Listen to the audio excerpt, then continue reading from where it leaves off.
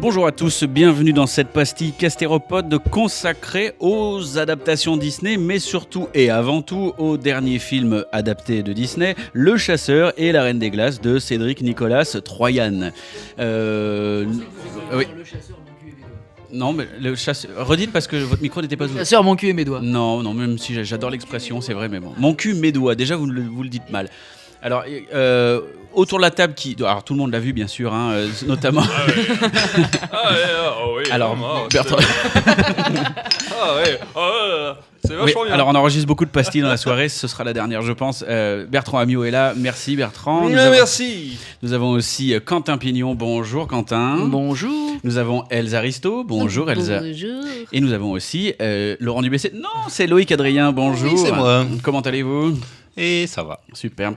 Donc, ce film, cette dernière adaptation de l'univers Disney, Le Chasseur et la Reine des Glaces de Cédric Nicolas Troyan, que, grosso modo, Elsa Risto a vu, n'est-ce pas, Elsa ? Oui, je l'ai vu. Alors, tout repose sur vos épaules. Quel est réellement le film adapté à la base ? Est-ce que c'est un crossover entre La Nuit du Chasseur et La Reine des Neiges? Déjà, c'est les glaces. Écoute, oui, un petit peu quand même. Hein. Ah. Donc non, c'est tiré de rien du tout. Hein. Donc c'est la suite de Blanche-Neige et le Chasseur, qui était quand même une adaptation de Blanche-Neige, hein, il me semble, parce qu'en fait je l'ai pas vu. C'est pas un film. Moi j'ai vu une partie, c'est vrai que c'est une adaptation réaliste en mode un peu Seigneur des Anneaux. C'est une adaptation réaliste du conte de Blanche-Neige Je crois que c'était à la un film base. Voilà. réaliste. Je suis pas allé. Réaliste, c'est-à-dire heroic fantasy réaliste. Quoi. Voilà. Oui, donc d'accord. Oui, c'est pas un drame social qui passe dans une cuisine. C'est sûr. Pour passer rapidement en revue le casting, nous avons Chris Hemsworth, Charlize Theron, Jessica Thor. Charlize Theron. J'ai pas dit ça, j'ai dit Theron. Charlize Theron. Oui, il y a Thor dedans, c'est pour ça que je suis allée voir le film d'ailleurs. D'accord, mais vous avez eu raison. Vous avez eu raison. Pardon. Ça y est, ça s'est fait. Il y a aussi Emily Blunt, Nick Frost, et après, on les connaît plus. Ouais, voilà. Jessica Chastain. Mais je l'ai Jessica déjà dit. Chastain, non Oui. tu l'as dit Mais oui, je l'ai dit. Oh, enfin bon, alors il y a Jessica et là, Chastain. tu dis pas Chastain. Non, je sais pas comment on dit. Bon, d'accord. Je pense Donc, que c'est Chastain.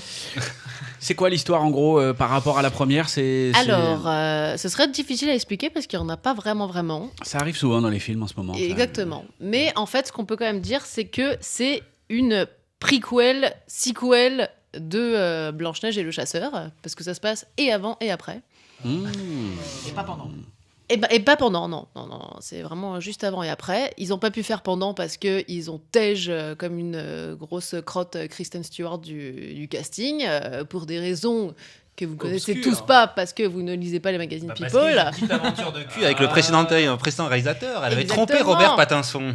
C'est ce qui a causé la chute de leur couple mythique. La Et si- salope. Bon, c'est la dernière fois que je vous laisse boire avant les émissions. Qu'est-ce que c'est que ce bazar là, s'il vous plaît ? Reprenez-vous, messieurs, dames.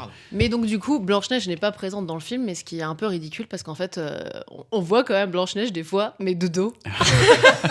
Genre, on n'a pas filé un cachet à Kristen Stewart, mais si, c'est Blanche-Neige.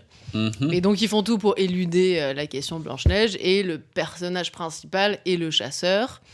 Et sa pote, Jessica Chastain, qui est la chasseuse. Hein, C'est Thor, le chasseur Oui, tout à fait. Oui, c'est lui. Ça me fait penser au Oui. loup-garou, moi, tout ça. Le chasseur, la sorcière, tout ça. Le petit chaperon rouge. Ouais, c'est un peu ça. Ouais. On va essayer d'en parler après, des adaptations, en tout cas nombreuses de Disney et d'autres. Tout à fait. Et donc l'histoire de ce film, en fait, A-t-elle un intérêt, cette non, non-histoire ? elle en a pas du tout. Le film a été fait, je pense, a été fait parce que son casting, parce que il y a quand même 5 au moins grosses pointures, quoi. Mhm. Enfin, en tout cas 4. Si on compte pas Nick Frost, c'est ça son nom, qui a quand même un petit rôle. Hein. D'ailleurs, il joue un nain, alors ça tombe bien. D'accord. Et l'histoire, non, mais je peux même pas t'expliquer. C'est complètement tiré par les cheveux. Notre ami Guillaume Rieux m'avait parlé d'un défaut particulier, c'est que évidemment on a la reine qui dit miroir, miroir, dis-moi qui est la plus belle, alors qu'il s'agit de Charlize Theron et qu'elle est tellement belle qu'il ne peut pas y avoir plus belle qu'elle. Et ça, c'est Oui, on s'est tout déjà un dit pan ça, qui ne- mais Oui, mais moi est-ce je qu'elle a trouve la même Kristen tête que dans Stewart plus belle Fury Road qu'elle. Mais Alors, je pense qu'elle est encore plus sexy là sur la photo. Non, elle peut pas On être peut plus pas faire sexy mieux. que dans Fury Road. Quoi. La boule à zéro et un bras en moins. Fury Road, donc le dernier C'est Mad Max torride. pour voilà. Mais donc, l'intérêt de ce film, c'est ce casting, c'est Charlize Theron qui est effectivement très belle et qui fait une pub J'adore Dior pendant tout le film, parce qu'elle est habillée en doré, elle a des belles robes dorées, et j'avais vraiment envie de dire J'adore Dior pendant tout le film. Merci pour Elle la monte pub. avec une corde en soie jusqu'en haut d'un plafond. Limite, elle fait ça. Bon. Donc voilà, Emily Blunt est aussi très belle, mais en blanc, pas en doré. C'est vraiment que ça. Hein. Jessica Chastain est là parce que elle est belle aussi, et Chris Elle est rose, Hemsworth surtout. aussi. Et Nick Frost, non, juste parce qu'il est Donc que drôle. des gens beaux. Mais après, Alors, sur le ton, si- c'est quoi si- C'est solennel? Est-ce qu'il y a des moments rigolos? Est-ce Alors, que c'est les léger moments rigolos sont uniquement générés par Nick Frost. Hein. C'est la petite caution humoristique, même s'il a 4 répliques. L'alter ego de Simon Pegg dans tous les films de Edgar Wright. Voilà. Shaun of the Dead, tout ça. Son pote, le pote gros. Ah Ah ouais, oui. ah oui, d'accord, oui, donc, effectivement, d'accord. Le bouffon Disney. Oui, c'est ça, exactement. Ouais. Voilà. Ce rôle-là est aussi joué par les autres nains, parce qu'il y a 3-4 autres nains. Il n'y en a pas 7? Non, là, ils sont pas tous là. Donc il y a quand même une bon. petite caution humoristique, mais l'intérêt principal du film, à part les gens qui sont beaux dedans, c'est les effets spéciaux qui sont effectivement très beaux. Hein. Donc tout ce doré là, les trucs qu'elle jette en doré, c'est vachement beau. Les murs de glace, donc là le personnage joué par Emily Blunt est la reine des glaces, qui est exactement un espèce de sous la reine des neiges. Alors voilà, on y vient parce que présentons aussi le personnage Elsa Aristo hein, qui parle de ce film ce soir. Vous êtes quand même une grande amatrice de l'univers Disney. Tout à fait. La Reine des Neiges, ça vous a plu? On vous a entendu plusieurs fois. C'est un putain de bon film, hein, La Reine des Nous Neiges. seriner avec ce putain de thème. Donc c'est aussi pour ça que c'est intéressant d'avoir votre avis. Non, c'est surtout parce qu'elle s'appelle Elsa, celle qui chante Ouais, Libérée aussi, Libérée. Ah oui, bon d'accord, oui. Mais au-delà de ça, est-ce que moi ce qui m'intéresse, c'est savoir si un public pas forcément averti dans l'univers Disney, est-ce qu'il peut y trouver son compte dans ce film-là? Et pas forcément qui emmène ses gosses au cinéma, juste quelqu'un qui va voir le film comme Oui ça. et non, parce qu'en fait, ça n'a pas grand-chose de Disney. Contrairement à la série un peu spin-off de Disney, Once Upon a Time, je sais même pas si vous voyez ce que c'est, que je suis beaucoup en trouvant que c'est de la merde, mais j'ai quand même vu tous les épisodes. Donc, qui est une série qui parle de personnages de contes de fées, et dont le personnage presque principal est Blanche-Neige. Contrairement à ça, où il y a quand même un esprit vraiment Disney, là, c'est pas du tout ça. Là, c'est un genre du Seigneur des Anneaux, avec Blanche-Neige qui est pas vraiment là, mais c'est vraiment que ça. Hein. Mhm. C'est des sorcières qui ont rien de Disney, qui sont pas aussi compliquées à comprendre que certains personnages Disney, là, qui sont très très très clairs. Elles sont juste méchantes. D'accord. C'est beaucoup moins fin, quoi. C'est beaucoup moins beau, moins enjoué aussi. C'est un blockbuster qui prend parti de la notoriété de Disney et de ses histoires pour faire un film qui va vendre à coup sûr, quoi. C'est sans aucune prise de risque. D'accord. C'est réussi. Vous avez réussi à ne pas me donner envie d'aller voir ce film. Merci en tout cas. On note. Est-ce qu'on note pas avant de passer un petit peu au reste des adaptations Disney dont voulez-vous Ouais, je veux bien. Je pense que je mettrais genre 6. En précisant quand même, hein, je l'ai noté parce que c'est dur. Donc ce film, pour moi, c'est le début d'une nouvelle phase Disney. Parce que ce film est une sequel et une préquel d'adaptation en film de dessin animé qui a adapté un livre.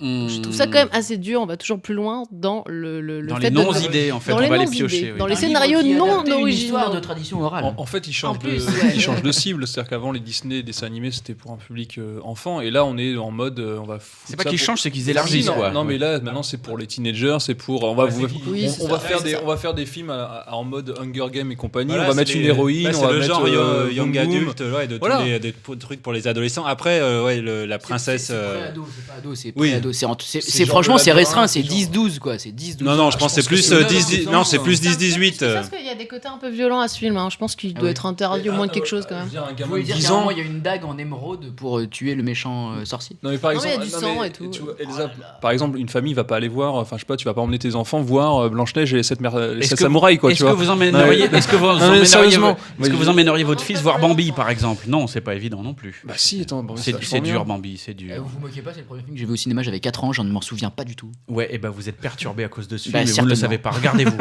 Non, non, mais c'est vrai. C'est vrai qu'il y a certains Disney qui sont quand même On le traumatisants. sait, hein, oui. Ouais.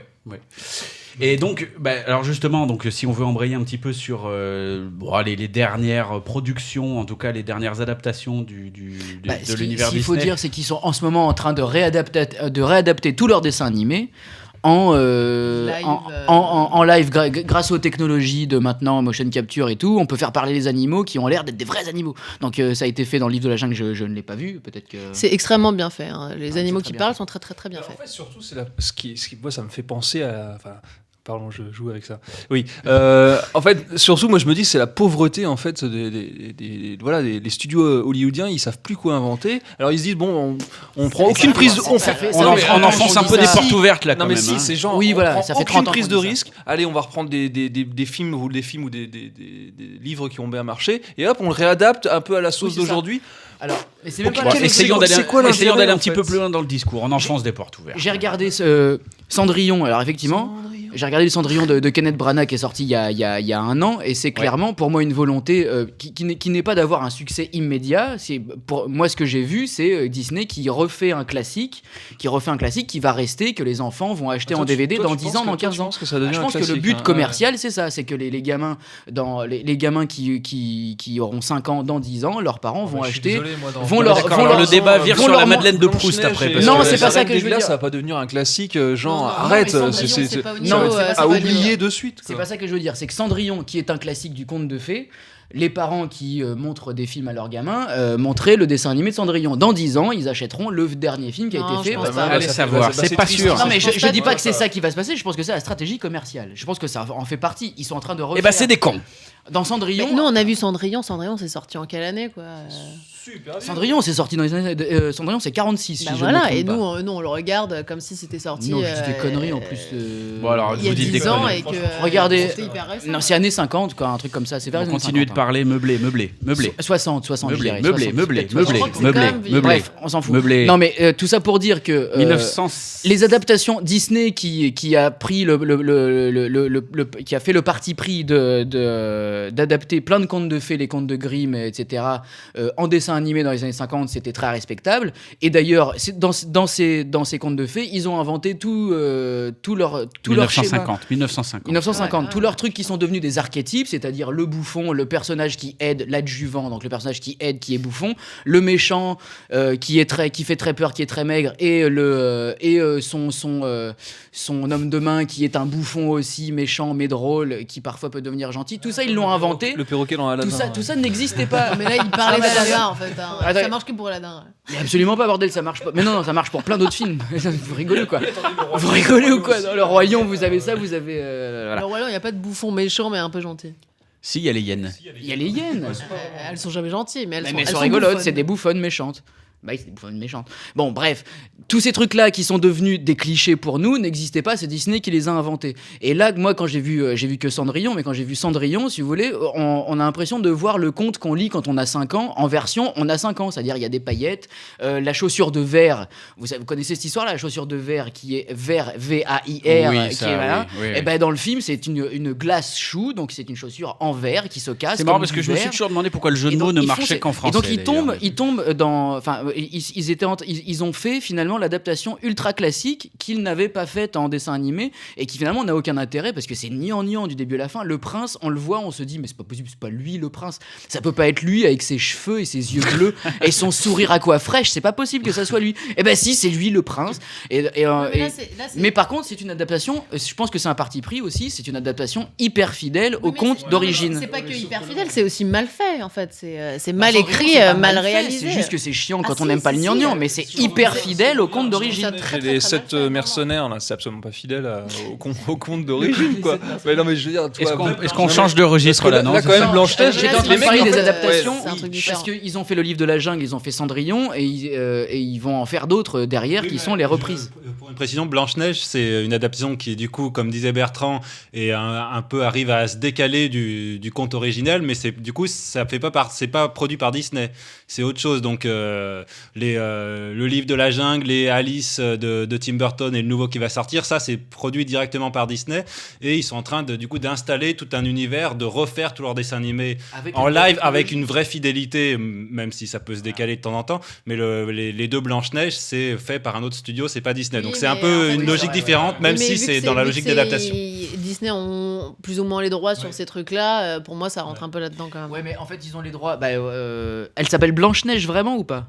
Ah oui, oui, oui. Oui, c'est Blanche-Neige. D'accord, parce que s'ils inventent d'autres personnages pour ressembler aussi, ça peut expliquer. Mais c'est clair qu'on est dans une époque où tous les studios et notamment Disney qui a récupéré un peu toutes les franchises arrivent à vraiment se développer uniquement sur développer les franchises, que ce soit ils ont récupéré Star Wars, ils vont développer des Star Wars à l'infini, les Marvel, ils ont acheté Marvel, ils vont faire les Marvel à l'infini et du coup ils redéveloppent tout l'univers aussi de Disney, des classiques Disney en dessin animé, ils le refont tous.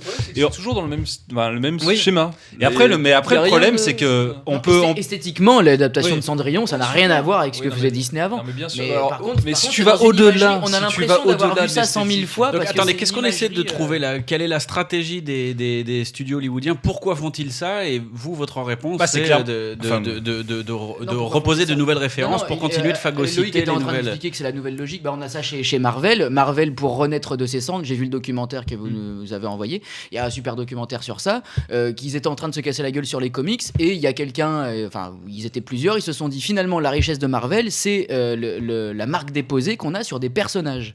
C'est-à-dire que c'est pas comme en France, les droits d'auteur, les personnages n'appartiennent pas à leurs auteurs, c'est Ouais. Marvel. Et donc ils se sont dit, c'est ça qu'il faut qu'on exploite. Donc c'est pour ça qu'on comprend Et un qui film existe comme depuis Maléfique en longtemps. 2014 qui reprend, si j'ai bien compris, enfin je l'ai pas vu, mais c'était ce qui se passait avant pour cette reine qui était méchante. Avant et pendant La Belle au Bois dormant. Ouais. Oui, voilà, donc on exploite le personnage. C'est Parce que voilà, ils ont un personnage qui est connu et il y a le personnage secondaire. Et il y a pardon, c'est une ça boîte qui a les droits, donc ils se disent on peut le refaire. Mais il faut s'attendre même à du Mickey. C'est que Mickey, c'est quand même le personnage qui fait Mickey. toujours le plus de sous à Disney depuis 1920. Quoi. Enfin, Oui, mais tout le monde C'est achète à des cause des porte-clés, des casquettes. trucs comme ça, oui, voilà. Mais parce qu'il a une image, machin, mais comme il possède Mickey, vous savez que c'est le personnage qui fait toujours le plus de sous. Aladdin, on a fait aussi des peluches Aladdin, des mugs, des ce qu'on veut. Celui qui rapporte le plus Ouais, moi, d'argent j'ai un en tigre produits Raja. dérivés, c'est toujours Mickey. C'est toujours Mickey, il a jamais été c'est détrôné. toujours le symbole. Ouais. Et voilà, et je peux rebondir sur il y a les gens qui ont fait les films de Miyazaki et tous les studios Ghibli, quand ils sont fait acheter par Disney, ils ont dit on va faire la même chose, mais sans Non, faire. c'est la Non, distribution c'est la distribution qui est mondiale. récupérée par Voilà. Disney, ouais. C'est la distribution mondiale. Mais ils se sont dit, nous, on va pas faire la même connerie de Disney. On a Totoro qui marche très bien. Et ils disent, et on a dans un bonus DVD, vous pouvez voir un personnage de Ghibli qui dit, nous c'est Totoro qui vend, donc on vend que Totoro et on essaye même pas de vendre les autres. Donc il y a cette logique-là, elle est un peu partout maintenant de vendre un personnage sous toutes ses formes. Et c'est Marvel et Disney revendiquent aussi que les films ne sont pas les produits finis, que les films sont un argument pour vendre des produits dérivés au travers de personnages, que les personnages sont des marques déposées. C'est une partie d'un univers global. Après, on peut critiquer ça, ces multi-franchises, ces univers connectés qui se créent. Mais au final, ce qui est peut-être malheureux ou pas, j'en sais un peu importe, mais c'est que ça fonctionne aussi complètement. On peut critiquer le livre de la jungle, on peut critiquer tous les Marvel, mais c'est finalement le livre de la jungle, ça cartonne en ce moment. Là, le Captain America qui vient de sortir, il cartonne également. Et le problème, c'est que toutes les tentatives de films un peu originaux en termes de blockbusters qui ont été tentés depuis 3-4 ans, que ce soit Jupiter Ascending, on parle. Vous m'arrêtez pas. Non, mais par exemple, moi, C'est une sombre merde. non, mais après, on parle pas forcément de qualité. Moi, j'ai bien aimé. Interstellar a pas si mal marché, il Oui, y a Gravity aussi quand même. Oui, mais ça, c'est des blockbusters plus autorisants qui ont été créés notamment qui ont été créés par la Warner, qui est un des derniers studios qui faisait un peu confiance à ses réalisateurs. C'est Warner qui a produit Interstellar, qui donne carte blanche à Alfonso Cuarón ou à Christopher Nolan. Là, du coup, c'était le dernier studio qui n'avait pas vraiment de franchise. Là, du coup, il se lance dans l'univers DC Comics avec Batman vs Superman. Donc, ça risque de se casser la gueule, du coup, pour les créateurs. Mais voilà, Jupiter Ascending, ça c'est complètement vautré. On a eu aussi Tomorrowland qui s'est complètement Qui était vautré. un film Qui super était, génial. après, peu importe la qualité, moi je trouve que c'est un chef-d'œuvre, mais c'est vrai que c'est un univers original, ça c'est vautré. Là récemment, il y a eu Gods of Egypt, qui est un énorme blockbuster qui qui est intéressant mais assez ridicule en même temps, mais qui s'est vautré aussi. C'est-à-dire que toutes les tentatives de gros blockbusters qui pourraient donner des nouvelles franchises, des nouveaux univers, se vautrent alors que les Marvel, les nouveaux Disney, les Star Wars cartonnent. Donc en même temps, pourquoi les studios ne continueraient pas à faire ça alors que ça marche? Et c'est ça le En problème. termes d'adaptation, il me semble que Hook était meilleur que Pan, que je n'ai pas vu d'ailleurs. Mais C'est pas une adaptation puisque c'est une suite inventée. Mais effectivement, oui, je suis d'accord. Le chasseur et Non, mon je suis d'accord.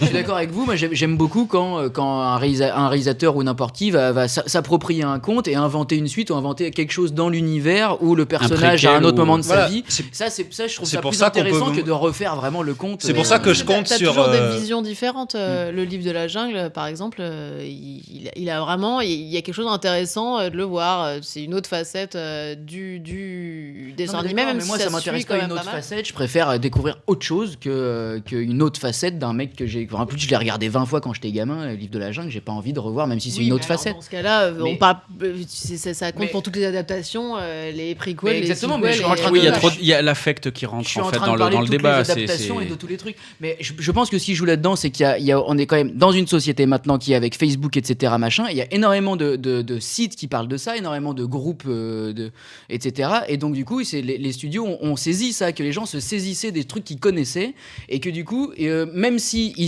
voilà, Batman contre Superman, c'est la bonne preuve. À partir du moment où les critiques ont été mauvaises, les entrées ont refait un autre pic parce que le doute a fait que ceux qui voulaient pas y aller, qui pensaient que c'était de la merde, ils se sont dit je vais y aller pour avoir mon avis.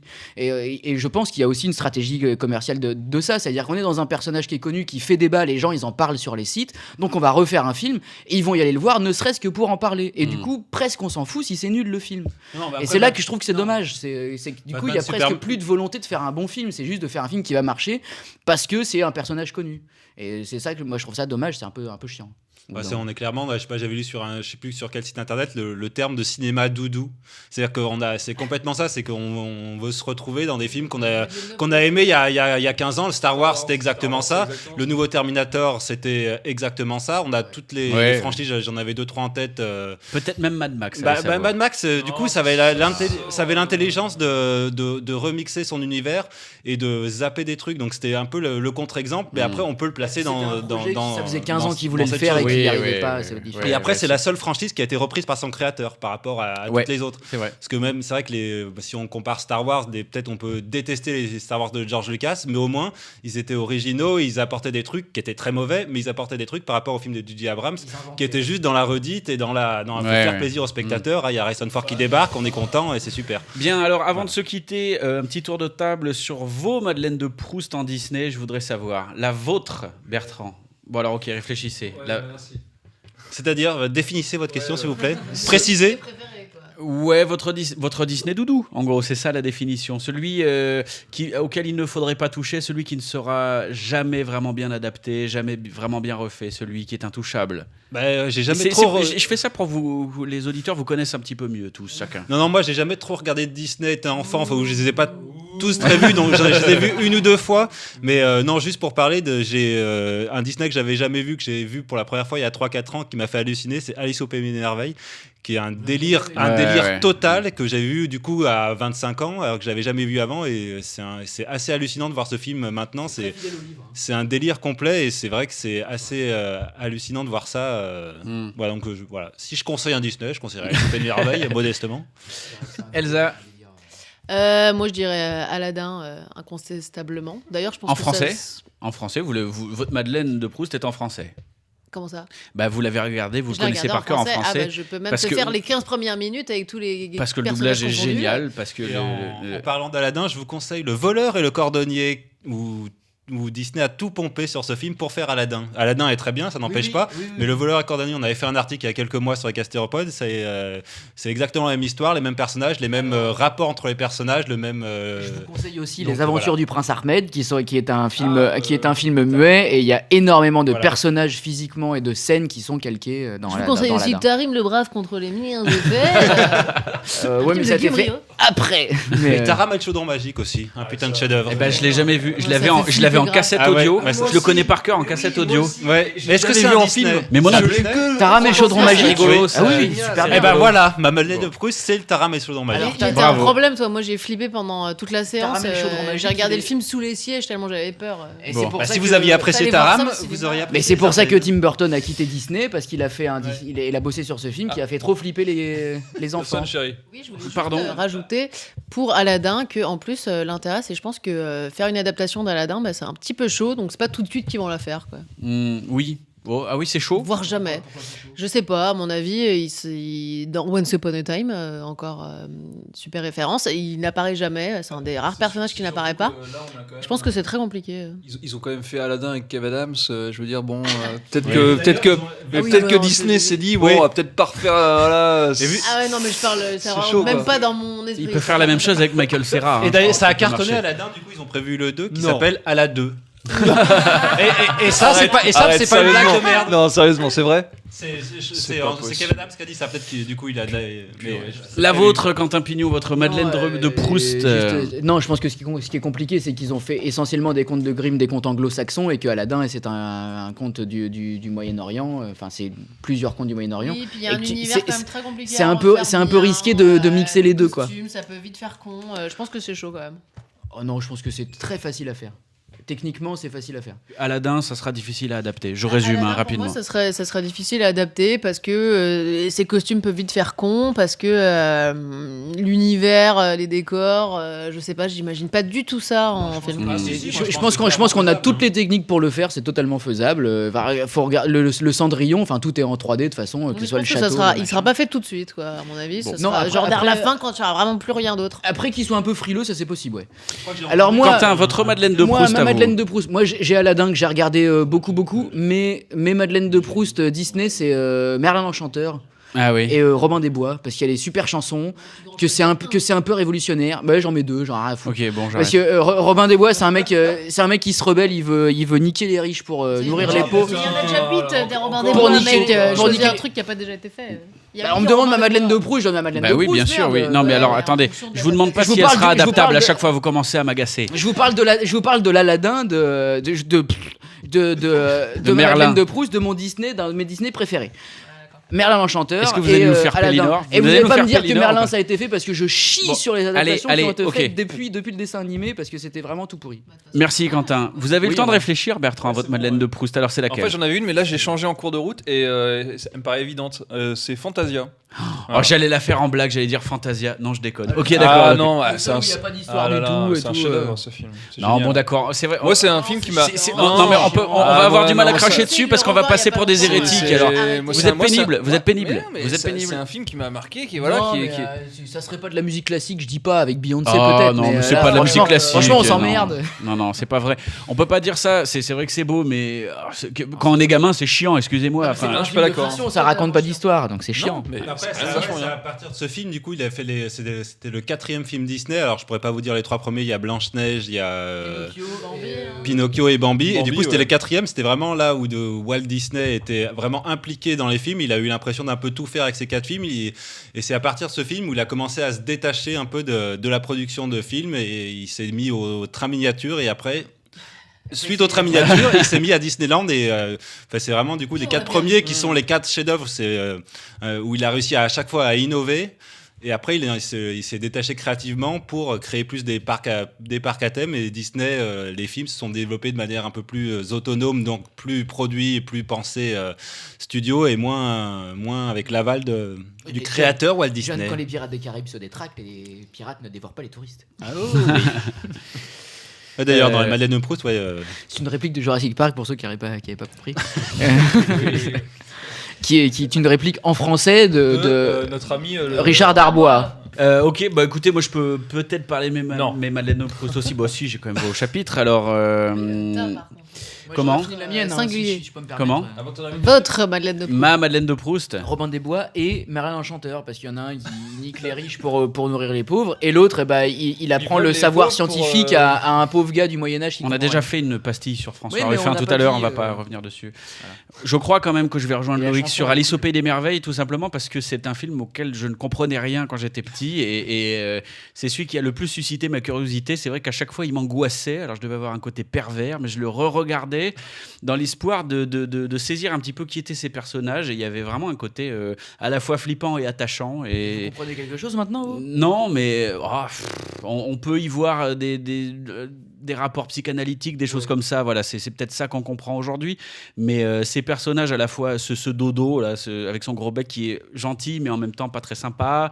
Et le mec qui mange les huîtres aussi. Oui, voilà, celui-là, il est dégueulasse. Petite huile, Donc bref, petite huile. celui-là, et comme vous en avez tous dit deux, ou certains en ont dit deux, les Aristochats Oh, pour bah, la, vas-y. Ah, et ouais. ben Ah, voilà, j'allais les dire. Aristochats pour la Génial. musique, parce que voilà, la musique était tellement jazz, très c'est bonne. le jazz. Oui, voilà. C'est juste un chef-d'œuvre. Et puis son cliché parisien est tellement. Ah, ouais. C'est pour ça que j'habite à Paris aujourd'hui. Et d'ailleurs. Five of Far West, c'est Disney. Non, ah, C'est un bon film, ça. c'était ah oui, non, mais ça on pas parlera Disney, sur autre chose. Et Bernard et Non, Bianca, mais c'est ça, Disney. le deux. Oui, bah, Bernard et Bianca. ça c'est très bon. Bon, ça. écoutez, je vais être obligé de rendre l'antenne, Bernard et mais Bianca, c'est vrai au que pays des Disney, contes. Fievel. non, c'est pas Disney, non.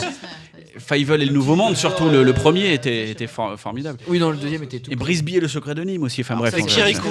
Kirikou, c'est Non, Disney. bon, allez, arrêtez, ça suffit. Merci en tout cas pour vos témoignages. C'était une longue pastille. Je regarde la caméra, même si elle est coupée. Merci de nous avoir suivis. Et on se retrouve très vite pour la prochaine pastille. D'ici là, portez-vous bien. Salut. Salut.